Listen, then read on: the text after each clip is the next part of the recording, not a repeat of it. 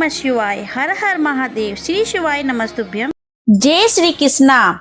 स्वागत है आपका पुत्रदा एकादशी की शुभकामनाओं के साथ। आपको मेरा प्यार भरा नमस्कार। तो चलिए आज हम जानते हैं कि पुत्रदा एकादशी 2025 कब है और साथ ही बताएंगे संतान सुख के लिए पुत्रदा एकादशी पर करें ये 5 सरल उपाय। तो चलिए जानते हैं और वीडियो स्टार्ट करते हैं। इस साल सावन माह के शुक्ल पक्ष की एकादशी तिथि 4 अगस्त को सुबह 11:41 पर शुरू होगी। तिथि का समापन 5 अगस्त को दोपहर 1:12 पर होगा। पुत्रदा एकादशी 2025 वर्तमान में भगवान शिव का प्रिय माह सावन जारी है। ये महीना न केवल भोलेनाथ की उपासना बल्कि इसमें आने वाले व्रत त्योहारों के लिए भी जाना जाता है। सावन में यहाँ शिवरात्रि, मंगला गौरी, सावन सोमवार का व्रत किया जाता है। वहीं सावन माह के शुक्ल पक्ष की एकादशी तिथि पर पुत्रदा एकादशी का व्रत भी किया जाता है। ये उपवास भगवान विष्णु को समर्पित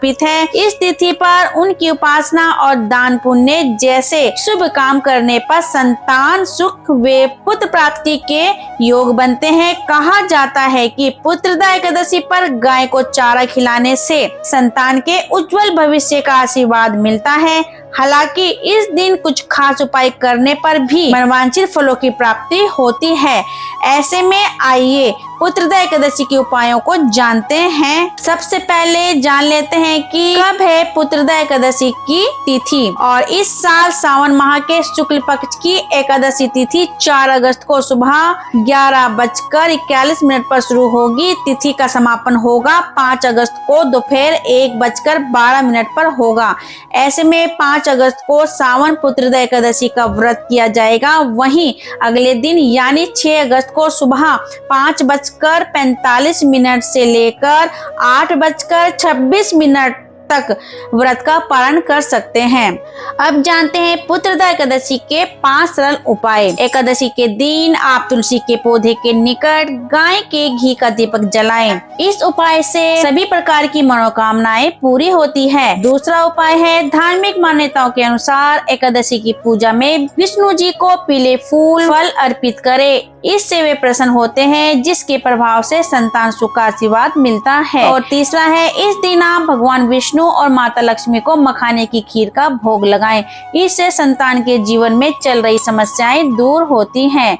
चौथा है एकादशी के दिन जगत के पालनहार श्री हरि विष्णु को तुलसी दल अर्पित करें। फिर उनकी पूजा करते हुए आरती करें। इसके प्रभाव से संतान प्राप्ति के योग बनते हैं। इसके प्रभाव। पांचवा है पुत्रदा एकादशी के दिन दान पुण्य जैसे कार्य करने से साधक का भाग्योदय होता है। यही नहीं व्यक्ति को संतान सुख की प्राप्ति होती है। भक्तों जानते हैं कि पुत्रदा एकादशी के दिन क्या करें और क्या नहीं करना चाहिए। पुत्रदा एकादशी के दिन भगवान विष्णु और माता लक्ष्मी की पूजा करनी चाहिए, व्रत रखना चाहिए और सात्विक भोजन करना चाहिए।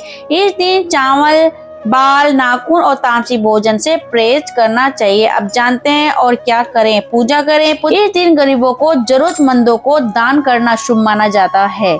इस दिन तुलसी को जल चढ़ाना वर्जित है। भगवान विष्णु को प्रसन्न करने के लिए पीले रंग के कपड़े पहनना शुभ माना जाता है। अब जानते हैं कि पुत्रदा एकादशी के दिन क्या नहीं करना चाहिए। एकादशी के दिन चावल खाना वर्जित है। इस दिन बाल और नाखून काटना अशुभ माना जाता है। मांस, मदिरा, प्याज, लहसुन आदि तामसिक भोजन से दूर रहें। किसी के प्रति बुरा ना सोचे और वाद विवाद से बचे। एकादशी के दिन दोपहर में सोना नहीं चाहिए। तुलसी का स्पर्श करना या पत्तियां तोड़ना भी वर्जित है। चलिए जान लेते हैं कि पुत्रदा एकादशी के दिन क्या नहीं खाना चाहिए। पुत्रदा एकादशी व्रत पर जो साधक उपवास रख रहे हैं वे दूध, दही, फल, शरबत, साबूदाना, बादाम, नारियल, शकरकंद, आलू, मिर्च, सेंधा नमक, राजगीर का आटा आदि चीजों का सेवन कर सकते हैं। वहीं व्रती इस बात का ध्यान रखें कि नारायण की पूजा के बाद ही कुछ खाएं। इसी के साथ हम अपनी जानकारी यहीं समाप्त करते हैं और ऐसी खास जानकारी पाने के लिए हमारे चैनल से जुड़े रहिए। अगर आपको हमारी ये जानकारी पसंद आ रही है तो लाइक शेयर कमेंट अवश्य करें। अब मिलते हैं अगली जानकारी के साथ। तब तक के लिए नमस्कार। जय श्री कृष्णा।